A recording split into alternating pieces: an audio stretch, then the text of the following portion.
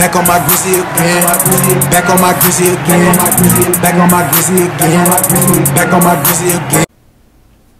Yo, good morning, ladies and gentlemen, and welcome to the very first episode of Dishhhtribute. I am your host, Damon Geis, and off rip, I want to let you guys know that this podcast is 100% authentic, 100% of the time. From the people that we have on the show to the topics we discuss, authenticity will remain one of our core values here at Dishhhtribute.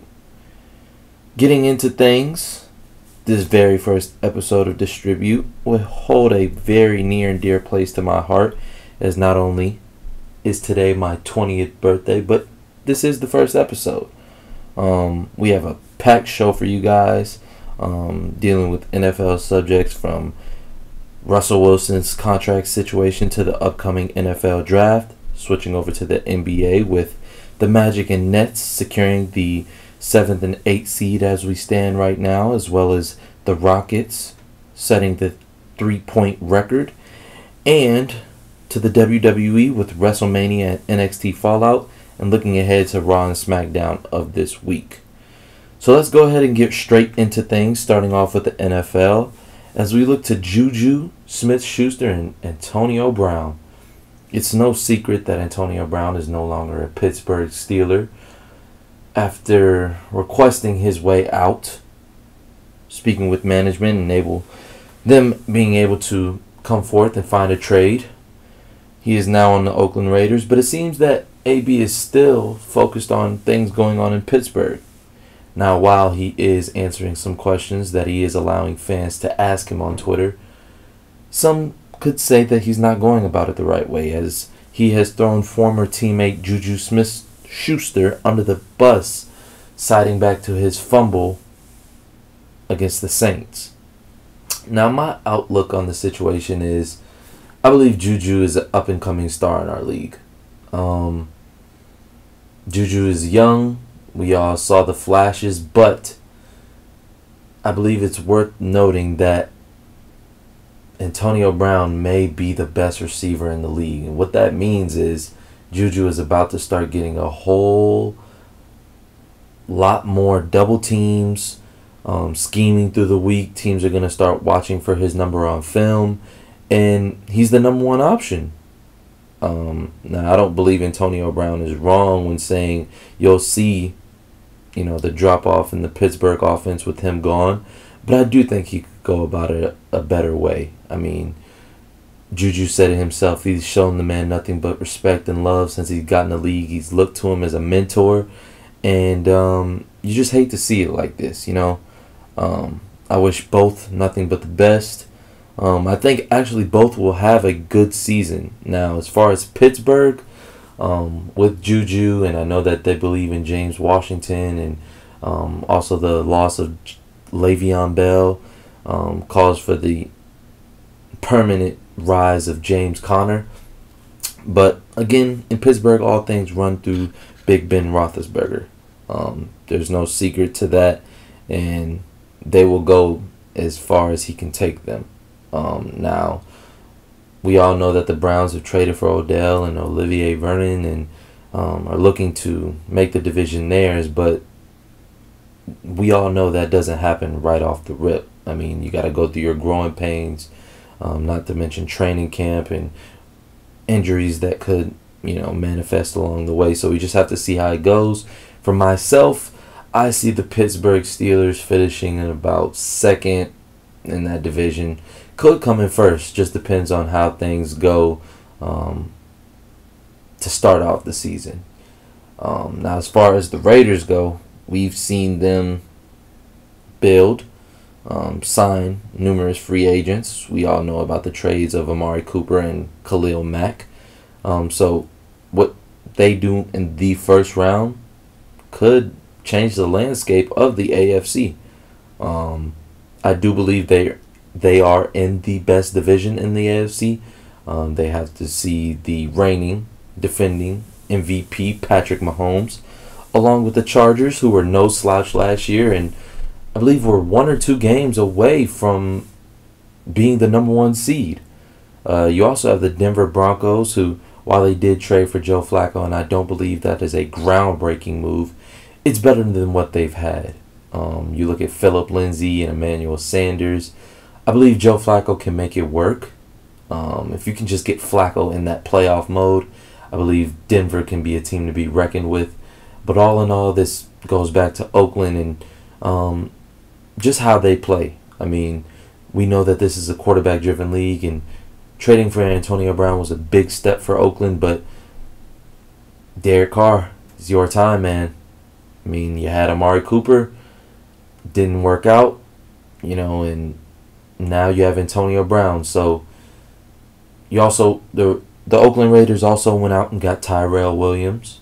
Did lose Jared Cook to the Saints, but when you look at the pieces they've added along with J.J. Nelson and Antonio Brown, again arguably being the best receiver in the league, you just believe that the only way from here is up.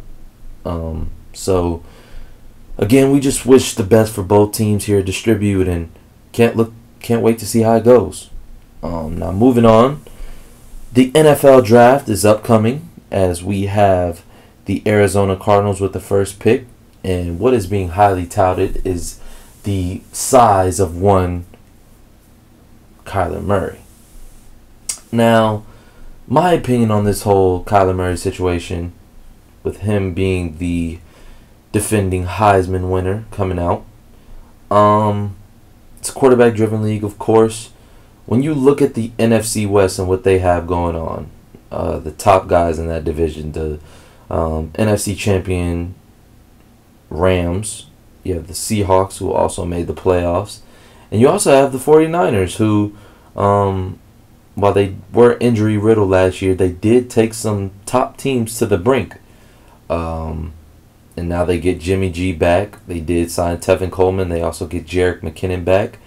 And they have the second overall pick in the draft right after the Cardinals.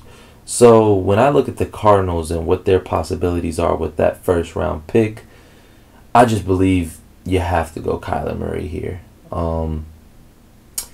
Just the excitement that he brings to a football team, I believe, is what you need in Arizona. From the quarterbacks in that division, they're all Super Bowl worthy.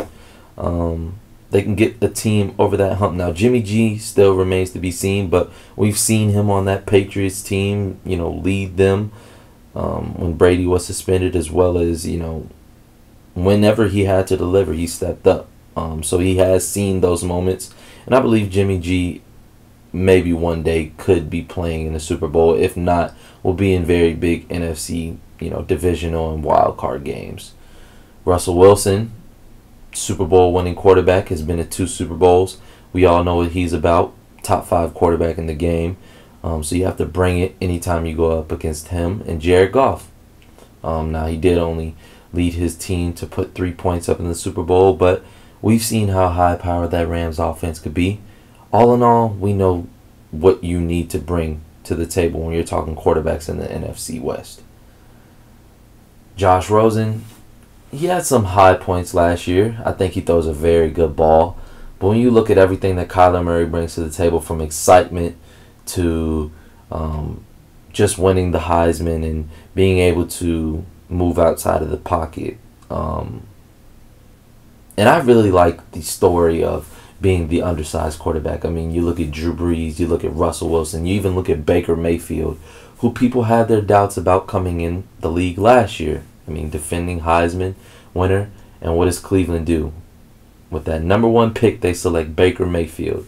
Now, they didn't start him to start the season, but once he came, he arrived. I mean, he didn't even start every game, and Baker still broke the rookie passing record for touchdowns in their first season. So, you just have to believe. I mean, if the Cardinals believe that, hey, Rosen isn't the answer, we need to go ahead and make this move, this is the time to do it. Because you don't want to look back and continuously say, well, what if? I mean, if you're the Cardinals, who else are you picking with that number 1 pick if you decide to keep Rosen? Bosa? I mean, you have Chandler Jones, just signed T. Sizzle. You could look to build on the defensive end, still having Patrick Peterson and Budda Baker, who you selected in the first round a few drafts ago. But do you really want to go there with the number one pick? I just believe you look at the teams in the league that could still use a quarterback. You could get something out of Josh Rosen. Now, I did hear reports from Adam Schefter as well as Ian Rappaport that there is a possibility that the Cardinals could pick Kyler Murray and then just let him and Josh Rosen duke it out.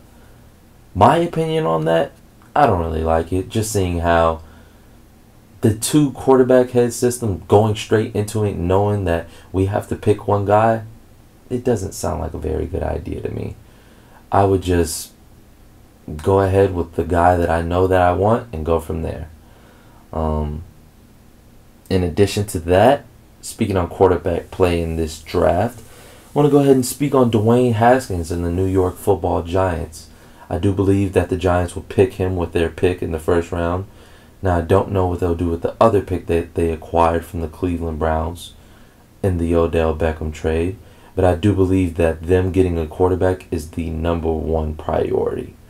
Now, I don't know what the Giants are really thinking trading away Odell Beckham. I mean, I do believe that they won the trade acquiring Jabril Peppers after losing Landon Collins to the Redskins within the division. And some would say that they got rid of a cancer within the locker room. Now, I don't think Odell is a cancer if you ask the players, but as far as the media is concerned, Odell is the biggest problem in the league. I just think for the Giants, you have to go ahead and get your quarterback, Eli. His time is up. It's time to move on and start build towards a brighter future. You see the bright spots in Saquon. I do think Sterling Shepard is a number 2 receiver, very good receiver, but I do think you need to go ahead and get a number 1. Now, they did sign Golden Tate, if I'm not mistaken, who is arguably the best receiver in the league when it comes to yards after catch, and they do have Evan Ingram still, who they selected in the first round a few drafts back, who has shown flashes. If he can stay healthy, I think he'll be one of the better tight ends in the league. But when you look at that offensive line and everything that comes with it, I just think you need to go ahead and get your quarterback and then go from there. I do think Dwayne Haskins would be a good fit with the Giants. Just within that division, it's only up for grabs between two teams for me this year, realistically, which is the Philadelphia Eagles and the Dallas Cowboys. When you look in that division, those teams will be duking it out. Now, the Cowboys did sweep the Eagles last year, but we do know that the Eagles are going forward with Carson Wentz as the number 1 option, with Nick Foles departing to the Jaguars. They also just traded for Jordan Howard, as well as the return of Deshaun Jackson. So I'm looking forward to that, as well as the Cowboys, getting Amari Cooper for a full season, as well as just securing DeMarcus Lawrence on a 5-year, $100 million deal.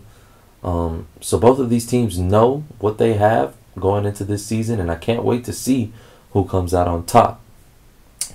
Lastly, regarding the NFL, we do have Russell Wilson in the Seattle Seahawks, as he has given the Seahawks the deadline of April 15th, as that is a week from now, as off-season programs will start, and he would like to have his long-term deal done. Now, what I see from this situation, being a Seattle fan myself, the Seahawks need to go ahead and get this done. I mean, there is nothing to think about. Whatever this man wants, you give it to him. You just look at what Russell Wilson brings to the table. I mean, this guy is special. He is in the upper echelon of the talent in this league. I believe, when guys like Rodgers and Ben and Rivers and Breeze and Brady, they start to separate, Russell Wilson is that number 1, veteran that will be here, along with Andrew Luck. But I just think Russell Wilson is special. You have to get this guy wrapped up. Now, in terms of the Seahawks roster, I could see how it's difficult. With Pete Carroll and John Snyder, their approach has always been, let's build through the draft. Let's get guys in here that are coachable, and we believe that we can get it done. Now, that strategy, getting Richard Sherman and Michael Bennett out the door last year, it worked for Seattle. I mean, things were a bit rocky at first, but they were able to go ahead and piece things up and find a way to get that 5th seed in the playoffs. Now, while they did lose to Dallas in the first round, I believe you saw a lot of things that you liked out of Seattle. The emergence of Chris Carson, who missed a couple games but was still able to finish top 5 in rushing yards. I mean, that's really good. The guy has shown flashes. I mean, he is a number 1 back. You also have Rashad Penny, who they picked in the first round last year. He showed flashes last year. I believe they do have the potential to be a top 2-headed monster in the NFC. You also have Tyler Lockett, who was one of the best receivers, not only in the NFC, but in the NFL last year. You also have that defense, man. I mean, when Seattle has it rolling on defense, they are very hard to beat. We saw it against Minnesota, prime time. We saw it against Kansas City in prime time. We also saw it against Green Bay in prime time. Bobby Wagner, best linebacker in football. I know we have Mosley, who just signed with the Jets, and Luke Kuechly, but Wagner, man, that guy is different. He is a different breed, sideline to sideline, leading the league in tackles season after season. I mean, he is just up there, and they have to go ahead and extend him as well.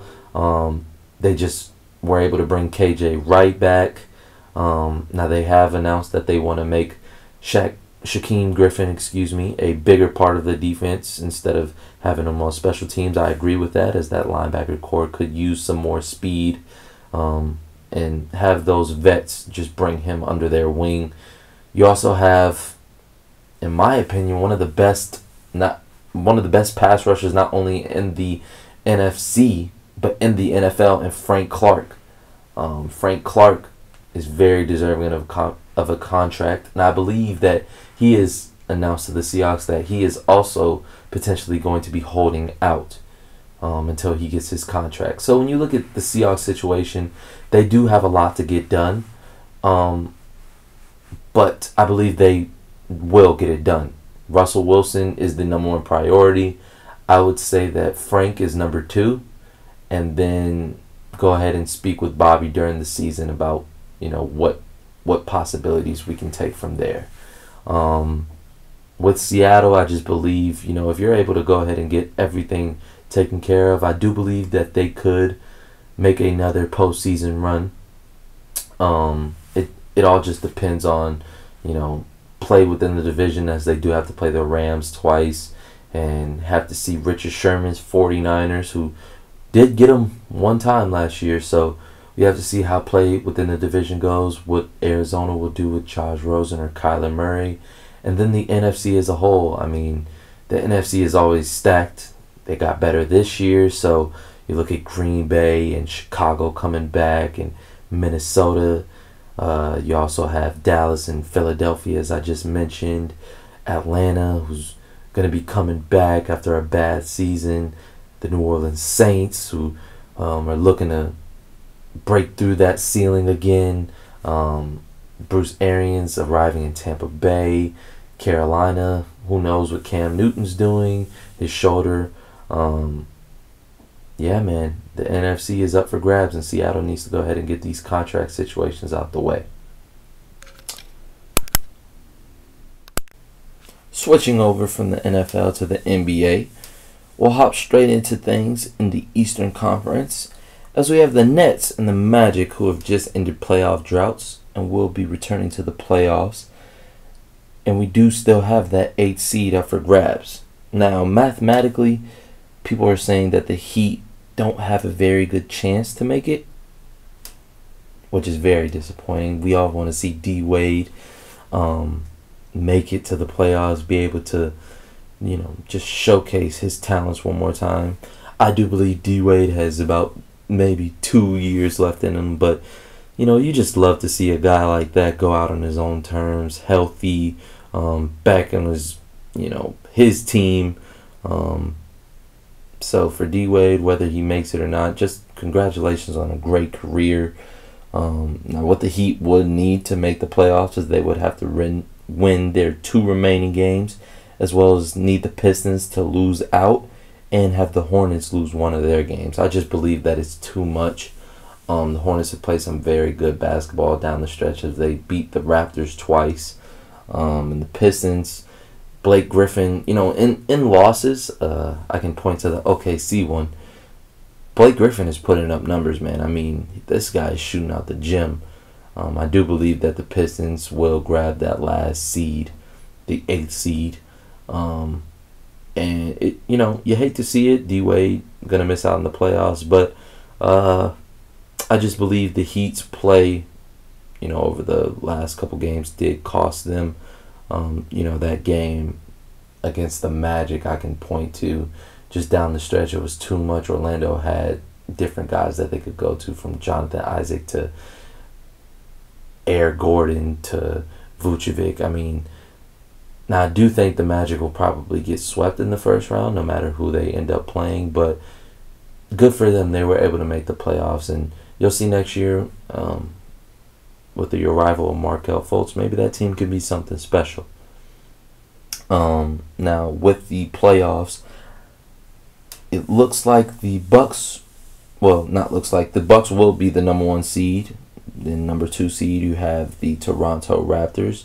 Number 3, you have the Philadelphia 76ers. Number 4, the Indiana Pacers. Number 5, the Boston Celtics. And then the 6th, 7th, and 8th spot, which can still be shaken up between the Brooklyn Nets, Orlando Magic, and possibly the Detroit Pistons, Charlotte Hornets, and Miami Heat. Me personally, I do have Boston coming out the East. I just believe they have too much talent. Too much talent. I mean, LeBron is no longer in the East. We know that he's run it. And they were right there. I mean, Kyrie was out. We all know that. Now, I do believe, they do need to get it together in the first round. But I think that the matchup they have with Indiana is the perfect matchup for them.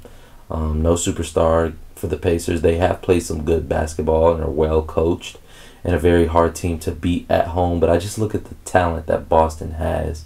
I mean, Kyrie Irving, most top 3 unguardable player with KD and Harden in the league, I would say, with Giannis. I mean, you can debate that all day.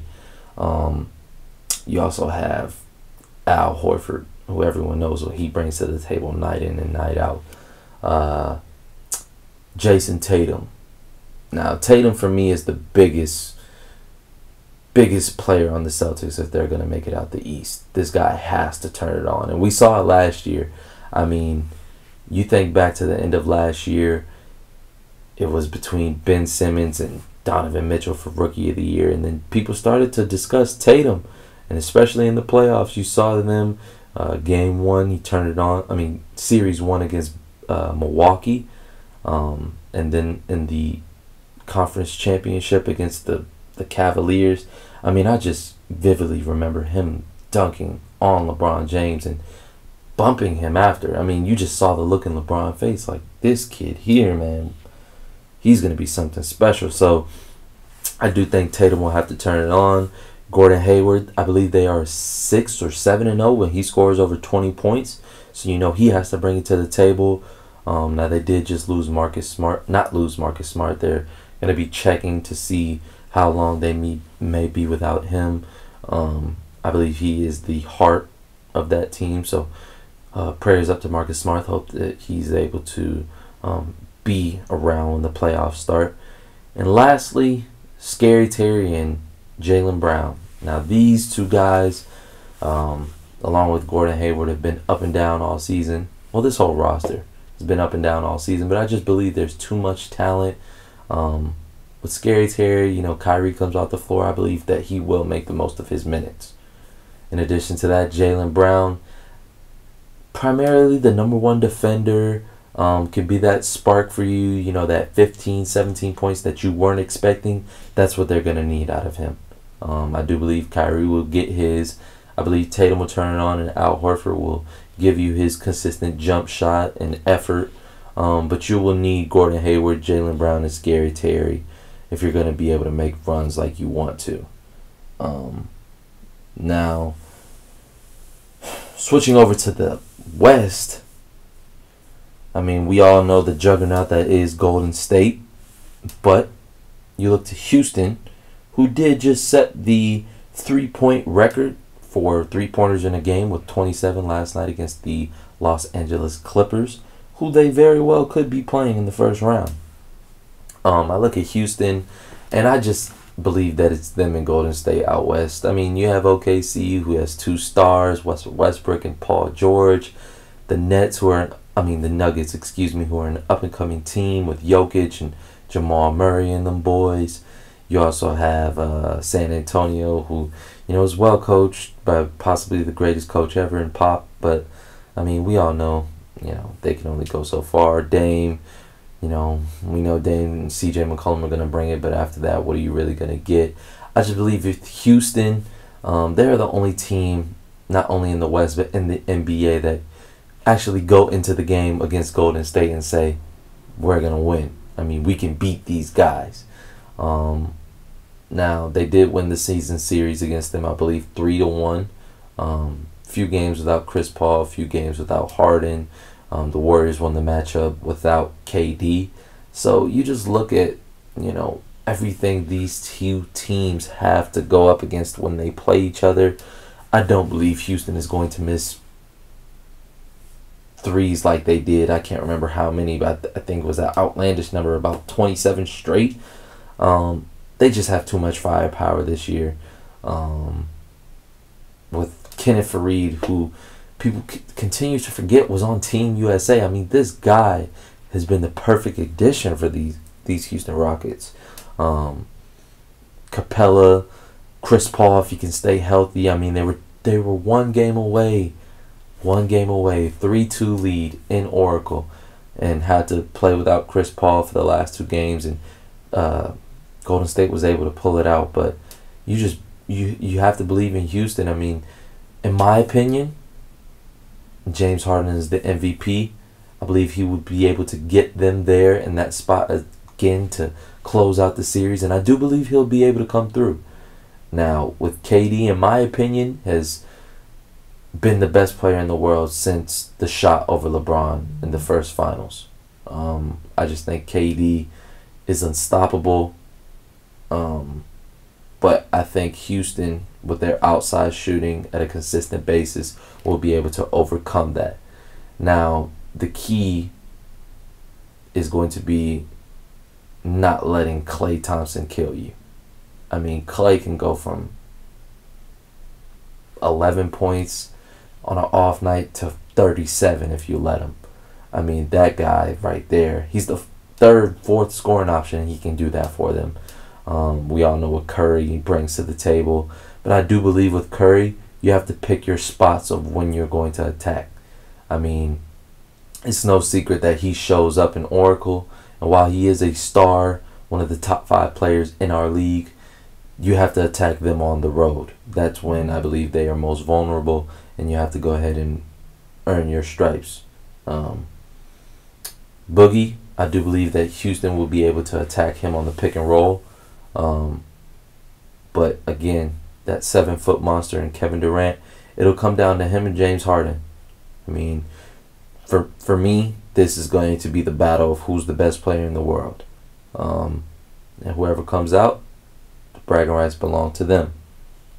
Now, all in all, predicting my playoff predictions, I do believe in the end we will be seeing a matchup of Boston out east and the Houston Rockets out west. I believe that we will see those 2 teams square off in the finals. Kyrie and the Celtics, James Harden and the Rockets. I believe that we were robbed of this matchup last year. Both teams going to Game 7.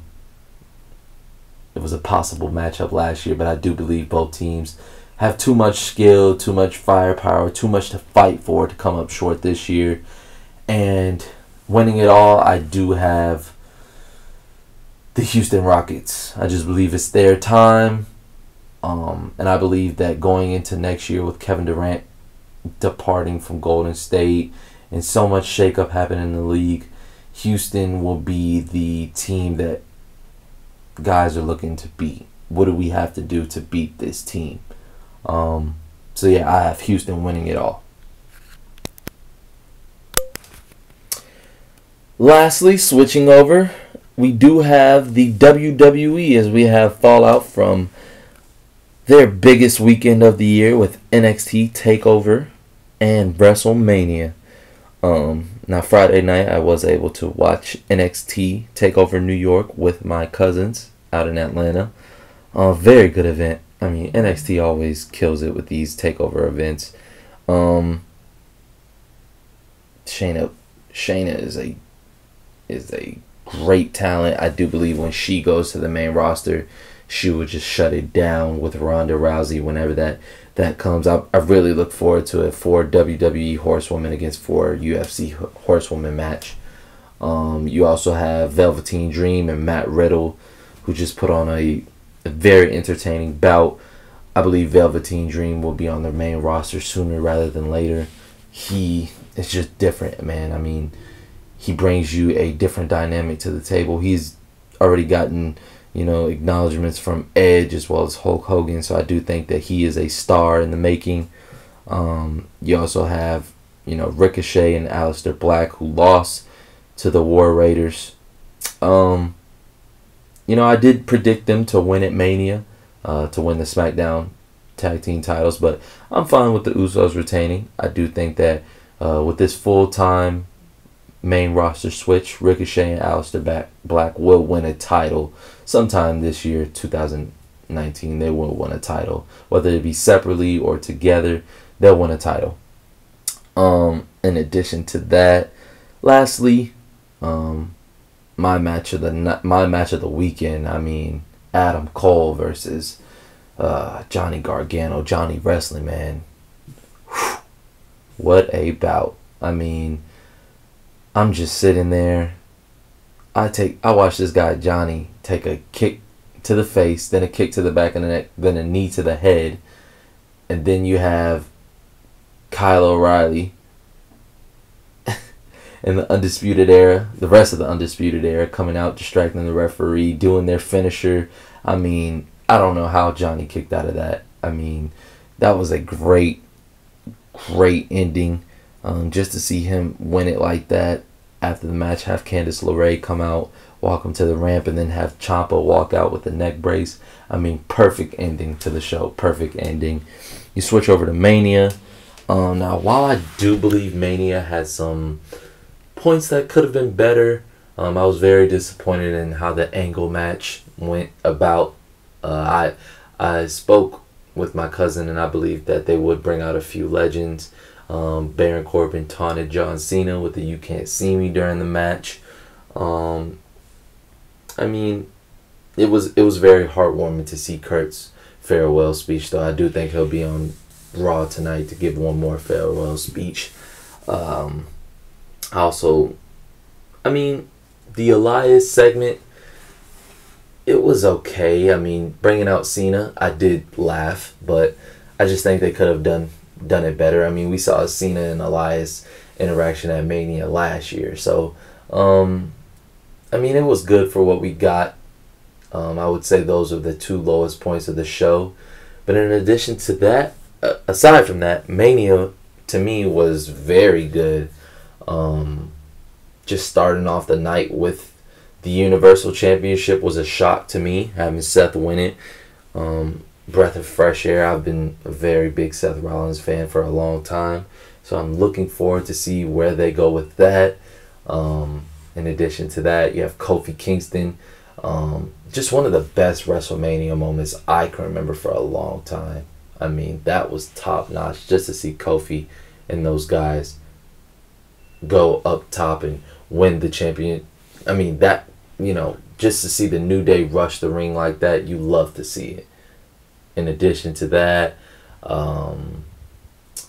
AJ Styles and Randy Orton could be the show stealer. I just feel like anytime AJ Styles is on the card, you're going to remember what AJ Styles did. And lastly, Becky Lynch coming out on top, winning both the SmackDown Women's Championship and the Raw Women's Championship on a roll-up on Ronda Rousey. Now, I heard that Ronda Rousey wasn't too pleased with the finish, as she believed that, her and Becky Lynch do have real-life heat. She believes that she shouldn't have been the one to take the pin. But in this business, you have to sacrifice. That's what I've heard. That's what I've seen. So, very happy for Becky. I did pick her to win it all. She's been the most over person in the company for a while now. So I would give that match a B+. I was looking forward to an A+. I would say an A+ effort. The constant breakup of pinfalls and the buildup of submission and the use of tables and everything. I would say it was a very B+ match. I look forward to see what they go, seeing if women will be exclusively to both brands with the tag team championships and the women's championship. I would like to see them integrate a mid-card championship for the women. I would like that a lot. Maybe something like the Intercontinental United States North American title. I would like that a lot.